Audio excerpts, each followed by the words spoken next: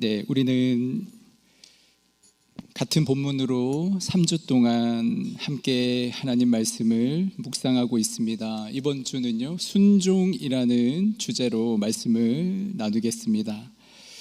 예수님이 야고보와 베드로, 요한 세 명의 제자들에게 깨어 있으라 하시고 돌 던질 만큼의 거리를 두시고 기도하셨습니다.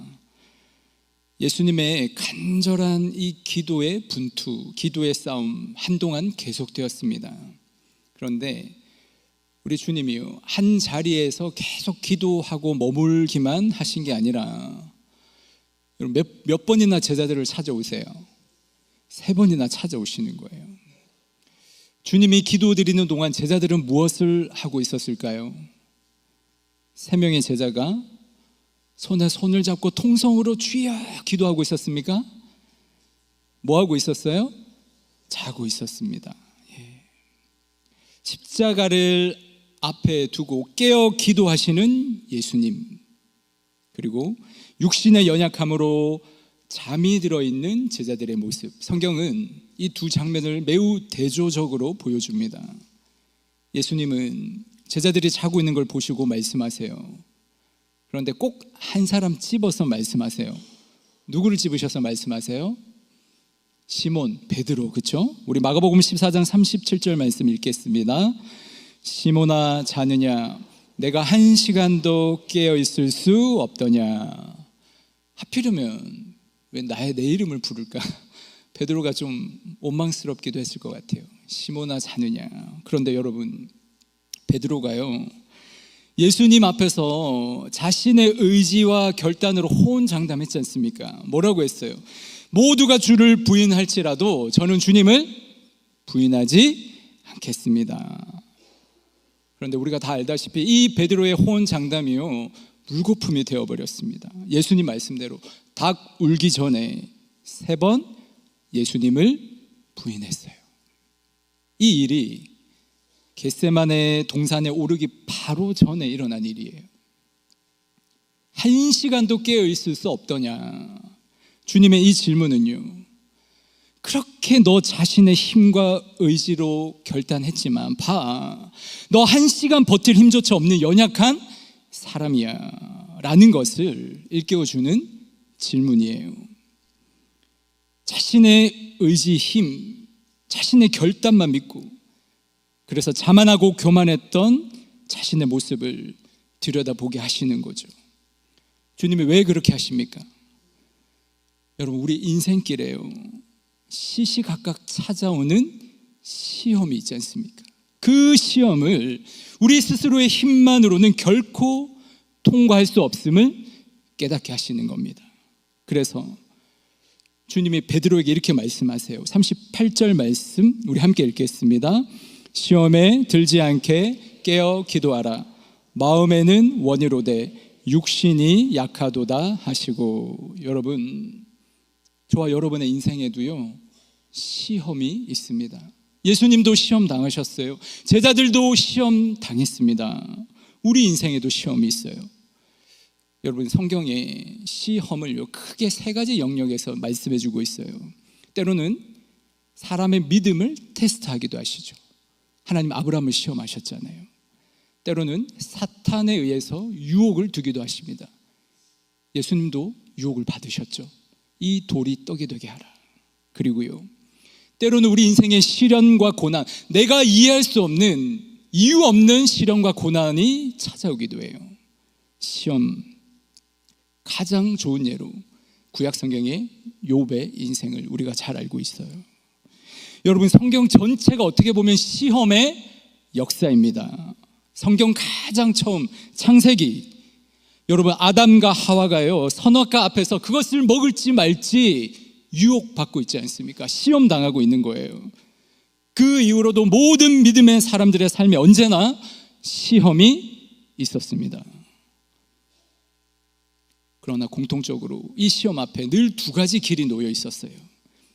하나님의 길 순종하며 따를 것인가, 아니면 세상의 길로 따라갈 것인가.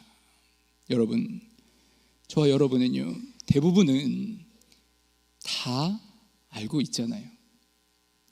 내가 이것은 해야 하는 것이구나, 혹 이것은 하지 말아야 하는 것이구나, 여러분 알고 있어요.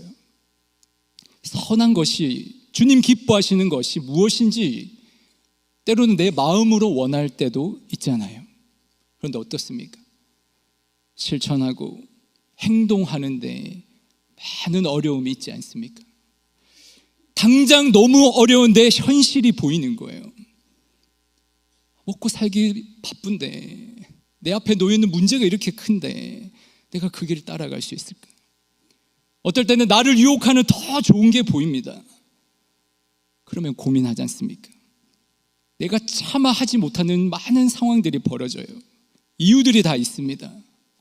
내가 그렇게 할 수밖에 없었다는 변명들 얼마나 우리 마음에 가득 품고 자기 스스로를 합리화하며 사십니까? 변명하는 그리스도인, 책임감 없는 그리스도인이 되어가는 거예요. 여러분, 우리의 선한 의도, 선한 의지, 결단만으로 우리 앞에 놓여있는 이 거대한 영적 시험, 유혹, 인생의 시련을 다 이길 수가 없습니다. 그래서 주님이 잠자고 있는 베드로에게 다가오셔서 시몬아, 너 자느냐? 시험에 들지 않게 깨어 기도하라 말씀하시는 거예요. 기도는 내 인생에 시험이 오지 않게 하는 것이 아니라, 여러분, 기도는요, 시험이 내게 닥쳐왔을 때 지혜와 분별력을 갖게 하셔서 우리가 하나님의 길을 걸어갈 수 있게 하는 거예요. 여러분, 그 길이요, 우리에게 참 생명과 평안을 주는 거예요. 주님은 두 번째 제자들에게 오십니다. 이번에는 여러분, 제자들이 과연 깨어서 기도하고 있었습니까? 우리 40절 말씀 함께 보겠습니다. 다시 오사 보신즉 그들이 자니 이는 그들의 눈이 심히 피곤함이라. 그들이 예수께 무엇으로 대답할 줄을 알지 못하더라. 아멘. 제자들 여전히 육신의 연약함을 이기지 못하고 잠들어 있습니다. 그런데 여러분, 본문을 보시면 이번에는 예수님이요, 아무 말씀이 없으세요. 그저 보고 돌아가시는 거예요. 아이고, 이 인간들, 그러면 그렇지, 내가 그럴 줄 알았다. 여러분, 예수님이 너무 실망해서 제자들 포기한 채 그냥 돌아가신 것 같으세요? 저는 처음에 그렇게 읽었던 것 같아요. 그런데 계속 묵상해 보니까 그게 아닌 것 같아요. 주님이 아무 말씀 없이 가신 것은 제자들이 잠든 거 보고 화가 나셔서 그들을 포기하신 게 아니라, 여러분, 주님이요, 제자들 꾸짖지 않으시잖아요. 꾸짖는 대신에 그들의 인간적인 연약함을 그대로 받아들이시는 거예요. 주님이 이미 말씀했지 않습니까? 마음은 원이로되 육신이 약하도다. 주님이 아시는 거예요. 여러분, 주님이 저와 여러분의 연약함을 아십니다. 그 연약함을 받아주세요. 그런데 연약함을 그대로 두시기만 하는 게 아니라 주님이 어떻게 하십니까? 주님이 제자들의 그 연약함, 실패하지 못하는 거, 그걸 짊어지시고요, 다시 기도의 자리로 나가시는 거예요. 주님이 우리의 모든 실패와 연약함을 다 끌어안으시고요, 십자가의 길로 묵묵히 걸어가시는 거예요. 제자들은 연약하고 피곤하여서 잠들어서 기도를 멈춰버린 그 순간에도 예수님은요, 홀로 땀방울이 핏방울 되도록 그들을 위해서 기도하십니다. 우리 주님이 예전에도 그렇게 하셨어요. 여러분, 예전에도 시험 앞에서 곧 무너질 베드로를 내다보면서 예수님이 그를 위해 기도하셨습니다. 우리 누가복음 22장 31절 32절 상반절 말씀 함께 보겠습니다. 시몬아 시몬아 보라, 사탄이 너희를 밀가부르듯 하려고 요구하였으나 그러나 내가 너를 위하여 내 믿음이 떨어지지 않기를 기도하였노니. 아멘. 여러분, 피곤에 찌들어서 눈 뜨지 못하는 그 연약함을 그대로 두시고 그것을 가지고 다시 홀로 아버지께 나아가셔서 주님이 엎드리시는 거예요. 제자들의 그 실패를요, 예수님 십자가로 덮으시기 위해서 주님이 홀로 기도의 자리로 나아가시는 것입니다. 주님이 자기 자신, 이 십자가의 고난, 이 고난의 잔을 위해서도 기도하셨지만 이 연약한 제자들을 위해서도 기도하신 거예요. 그리고 오늘 연약하여 실패하는 저와 여러분을 위해서도, 우리의 연약한 인생을 위해서도 주님이 말할 수 없는 탄식으로 지금도 기도하고 계심을 믿습니다. 주님이 세 번째 제자들에게 오십니다. 우리 41절 42절 말씀 함께 읽겠습니다. 세 번째 오사 그들에게 이르시되 이제는 자고 쉬라. 그만 되었다. 때가 왔도다. 보라, 인자가 죄인의 손에 팔리느니라. 아멘. 여러분, 예수님 홀로 정말 기도를 처절하게 기도로 싸우시는 거예요. 기도로 분투하시는 거예요. 그 기도 이후에 우리 주님이 하나님의 뜻에 순종하십니다. 하나님의 뜻은 명확해요. 예수님이 십자가를 지시는 것입니다. 이제 자신을 잡으러 온 무리들을 예수님이 보시면서 그만 되었다, 때가 되었다 말씀하십니다. 여러분, 여기서 그만 되었다라는 말의 헬라적인 의미가 헬라어 의미가 뭐냐면요, 우리가 흔히 쓰는 말, 이제 계산이 다 끝났다, 계산 끝났어. 여러분, 무슨 의미예요? 이미 내 마음 다 정했다는 거예요. 계산 끝났어. 여러분, 예수님 혼자 기도로 그렇게 싸우고 분투하신 이후에 이제 마음으로 결단을 하신 거예요.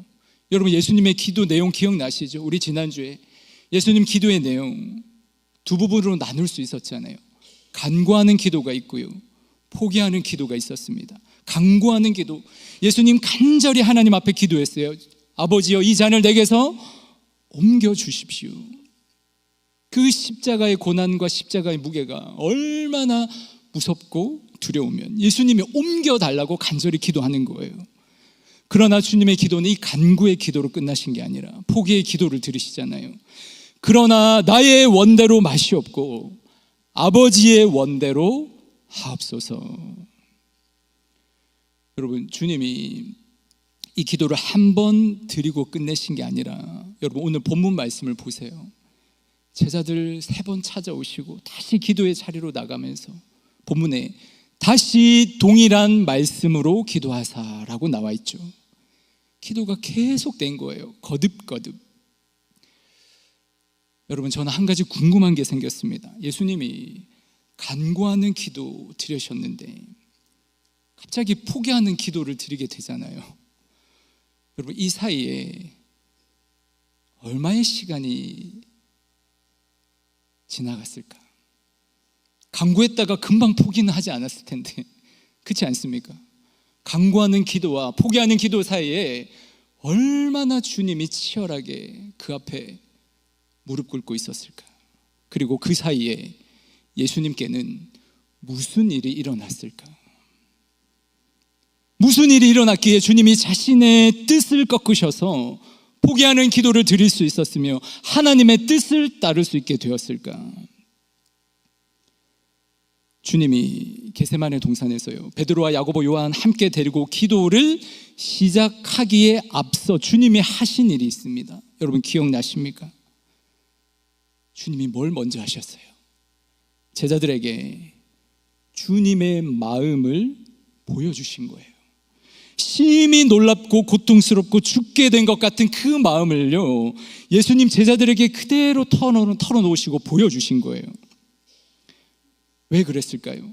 제자들 깨어 기도하는 자리로 부르시기 위해서, 깨어 기도하는 자리에 제자들이 나오기 위해서 꼭 필요한 게 주님의 마음을 알고 만나는 거예요.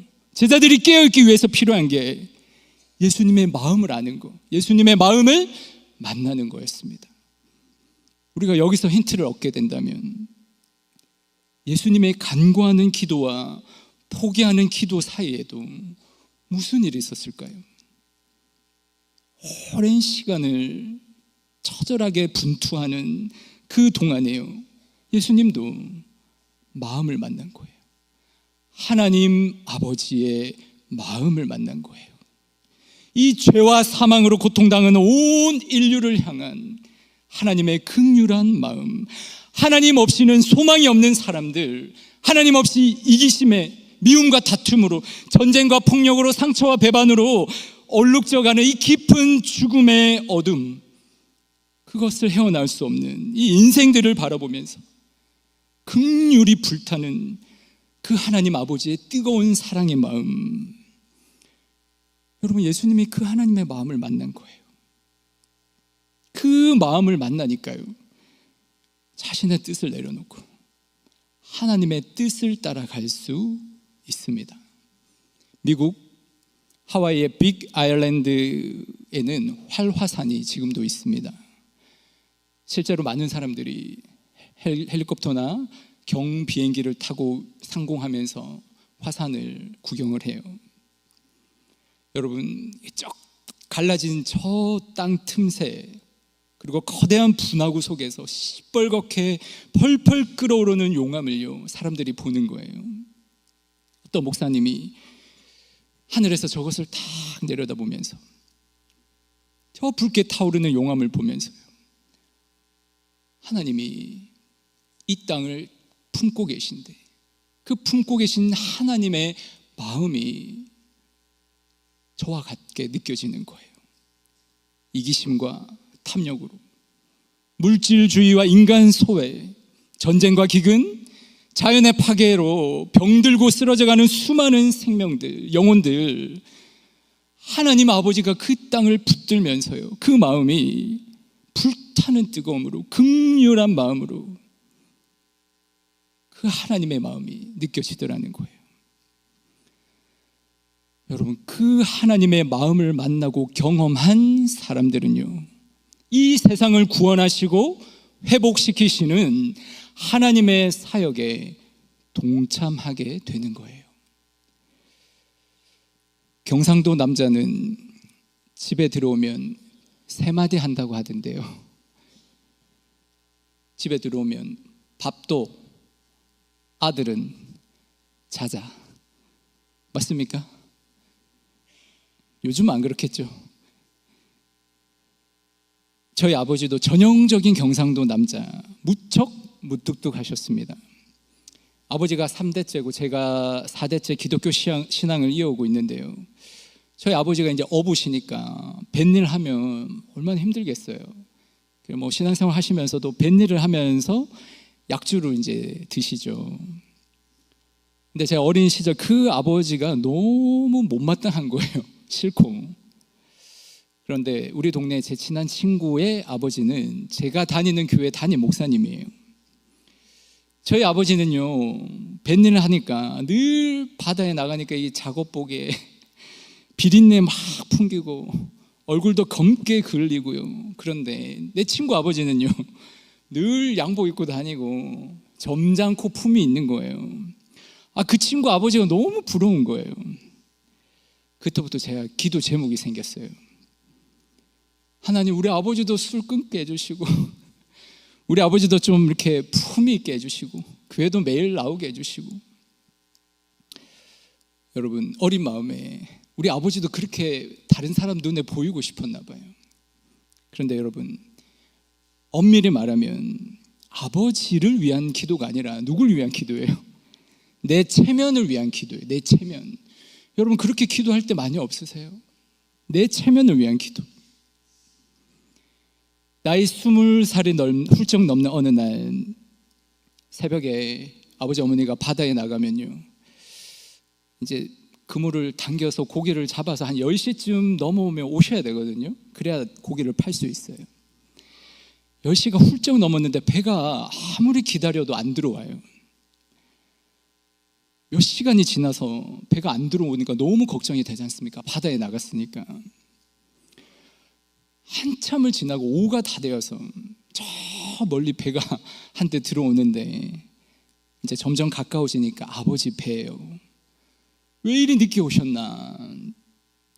나중에 들었는데 아버지가 평소에는요, 이 동네 다른 사람들에 비해서 고기를 많이 못 잡아요.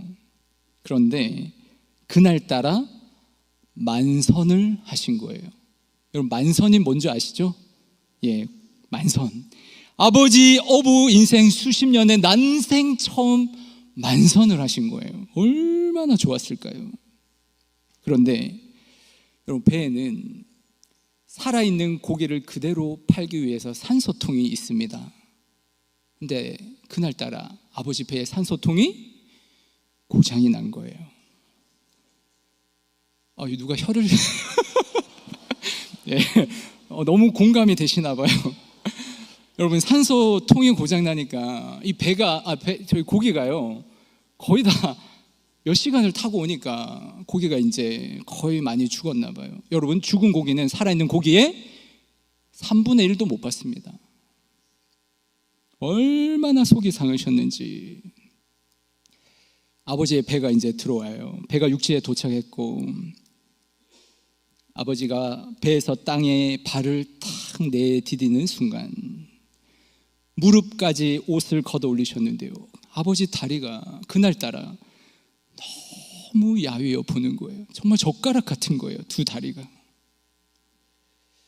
얼굴은 그물 끌어올리느라고요, 바다 진흙이 다 튀겨서 엉망이고 얼굴이 시커멓게 긁러 계세요. 속이 상할 대로 상해가지고 이미 약주를 드셨어요. 술이 반술 취해 계세요. 힘없이 축 처진 어깨로요, 터벅터벅 집을 향해 걸어오시는 그 아버지의 모습을 제가 본 순간 제가 망치로 한 대 얻어맞은 느낌이 들었습니다. 그날따라 우리 아버지 어깨 위에 뭐가 보이는 거예요. 그 인생의 무거운 짐이 보이는 거예요. 그래서 제가 아무 말 없이 아버지 옆에 가서 난생 처음 아버지 어깨에 손을 올렸습니다. 그 어깨는 또 왜 그리 작은지 아무 말 없이 아버지 어깨를 도닥이며 눈물 흘린 기억이 납니다. 여러분, 그때 저는 아버지의 마음을 만난 것 같아요. 늙은 노부모님 모시고요, 자녀 셋 대학까지 공부시키나 발버둥 치면서 뱃일을 하시는 거잖아요. 그 아버지의 마음이 고스란히 전해졌습니다. 그 이후로 기도의 제목이 바뀌는 거죠. 제 체면 때문에 아버지 술 끊게 해달라고 기도하는 게 아니라 이제 아버지의 건강을 위해서, 아버지의 영혼을 위해서 진심으로 하나님께 기도드리는 거예요. 여러분, 우리는 누구나 철없는 어린 시절을 보냅니다. 그 시절에 우리는 부모님 마음이 어떠한지 생각하지 못해요. 당장 내 눈앞에 있는 문제만 커 보이죠. 내가 먹고 살기 바쁜 거예요. 철이 들고 어른이 되어 간다는 게 뭡니까? 부모님의 마음을 헤아릴 줄 알게 되는 거예요. 여러분, 신앙생활도 마찬가지입니다. 신앙이 성숙해 간다는 건 뭡니까? 하나님 아버지의 마음을 내가 알게 되는 거예요. 그 마음 내가 만나고 하나님 뜻을 따를 수 있게 되는 거예요. 억지로가 아니라 믿음으로. 여러분, 내 뜻 내려놓고 하나님 뜻 따라가는 게요, 생명의 길이고 평강의 길인 줄 믿습니다. 사랑하는 성도 여러분, 여러분은 기도 가운데 하나님의 마음을 만나고 있으십니까? 여러분, 성경 읽으시는데 성경 읽으면서 내 인생을 향한, 지금 내 상황을 향한 하나님 아버지의 마음을 만나고 있습니까? 예배 드리고 계신데, 매주 오시는데 예배 드리면서 나를 향한 하나님의 마음 여러분 만나고 있으신가요? 나를 향한 그 하나님의 뜨거운 마음과 사랑을 만나야 비로소 내 뜻 좀 내려놓고, 내 고집 좀 내려놓고 하나님 뜻 따라가는 순종의 걸음을 걸을 수 있게 됩니다. 누구나 인생 살아가면 위기의 순간을 맞이하게 돼요. 그때 여러분, 겟세마네 동산을 기억하십시오. 겟세마네 동산에 우리 예수님 어떻게 하셨는지를 생각하십시오. 예수님 위기의 순간에도 흔들림 없이 기도하시는 거예요. 예수님도 자기가 원하는 간절한 간구의 기도 드리셨습니다. 근데 그걸로 끝난 게 아니라요, 하나님 마음을 만나신 거예요. 죄로 인해 죽음의 길로 걸어가는 수많은 사람들, 하나님 모르고 정처 없이 방황하는 영혼들, 그들을 향한 불타는 마음, 하나님의 긍휼의 마음을 만나고 예수님 자신의 뜻을 꺾으시고요, 하나님의 뜻에 순종하셨습니다. 그 일이 있었기 때문에 오늘 우리는 하나님 예배드릴 수 있고 영원한 생명을 얻게 된 거예요. 때론 인생의 위기 순간에요, 너무 지치고 힘들어서 제자들처럼 기도할 힘조차 없어 쓰러질 때도 있을 것입니다. 기도에 실패할 때가 있을 것입니다. 그러나 여러분, 실패해도 괜찮습니다. 실패를 두려워하지 마십시오. 주님 보십시오. 실패한 제자들을 향해 다시 오셔서 손 내미시고 말씀하세요. 뭐라고 말씀하십니까? 우리 한번 같이 읽어볼까요? 일어나라, 함께 가자. 계속해서 실패하고 잠자던 제자들 또 찾아오셔서요, 일어나라, 함께 가자 하고 손 내미시는 거예요. 실패한 제자들에게 손 내미시면서 온 인류를 구원할 그 십자가의 길, 생명의 길 또다시 함께 가자라고 하시는 거예요. 저와 여러분, 실패하고 연약한 우리들에게도 주님은 계속 찾아오셔서 일어나라, 함께 가자 말씀해 주십니다. 이게 무슨 의미입니까? 너 혼자가 아니야. 너 혼자가 아니라 내가 먼저 그 길 걸어갔기 때문에, 내가 너와 함께 그 길 동행하기 때문에 너희도 그 길을 갈 수 있어 라는 주님의 음성이에요. 우리는 오늘 종려주일을 보내고 있고요, 내일부터 한 주 동안 고난주간이 시작됩니다. 여러분, 한 주 동안 하나님이 여러분을 어떻게 은혜 베풀어 주셨는지, 어떻게 사랑하시는지, 힘겨워하고 실패한 나를 어떤 시선으로 보시는지, 그 긍휼한 마음, 여러분 이번 한 주 동안 만나게 되고 깨닫게 되는 은혜가 여러분의 삶에 있기를 간절히 소망합니다. 그래서 우리도요, 당장 내 눈앞에 보이는 그 길만 집중하는 게 아니라 주님이 열어 보이시는 그 뜻을 향해, 그 길을 향해, 그 생명의 길 따라갈 수 있게 되기를 주님의 이름으로 축복합니다. 기도하겠습니다. 하나님, 우리 인생에도 시시각각 찾아오는 위기가 있습니다. 하나님, 어떤 때는 너무나 편안해서 하나님을 찾지 못하는 것이 나의 영적 위기일 수도 있습니다. 모든 위기에 저희들 당황하고 주저하고 슬퍼하고 체념하는 것이 아니라 깨어 기도하라는 그 주님의 부르심 앞에 주님을 향해 나아가기를 소망합니다. 하나님 앞에 우리의 마음을 내어드리며 나아갈 때, 주님 앞에 우리의 마음 진실되게 아뢰며 나아갈 때 우리를 향한 주님의 마음도 만나게 되는 줄 믿습니다. 실패하고 연약한 우리들 다시 찾아오셔서 일어나라, 함께 가자 말씀해 주시는 하나님, 나는 연약해도 하나님 변함없는 사랑으로 나를 바라보고 계신 그 하나님의 사랑, 저희들 만나고 경험하길 원합니다.